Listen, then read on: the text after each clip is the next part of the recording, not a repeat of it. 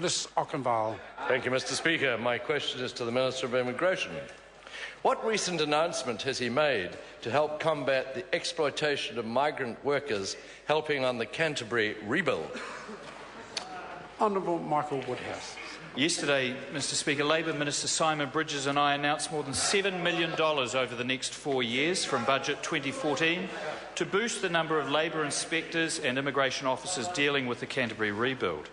The money will be used to fund an additional 6 Labour inspectors and 7 immigration staff, including 3 compliance officers and 2 investigators. And this will result in much greater capacity to educate, to prevent and then to prosecute exploitive practices. Supplementary question, Chris Auchinvole. Thank you, Mr. Speaker. Why is this extra funding necessary at this time? Speaker. Honourable Michael Woodhouse.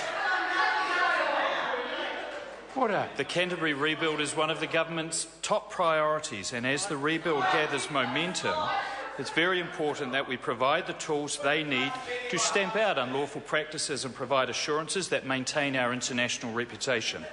These extra inspectors augment the law changes announced last year that introduced tough new penalties for migrant exploitation by employers, but I note with interest that the Labour Party and the Greens have said that they will vote against that bill currently before the House that would implement these changes.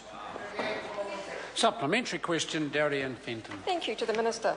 How will this announcement help Filipino migrants Carlos Claveron and Emmanuel Francisco, who paid $15,000 to an immigration advisor in return for a job paying $18 an hour, but then had their pay cut by $3 an hour when they arrived in New Zealand, and yet months later the Labour inspector is telling them that there's nothing they can do?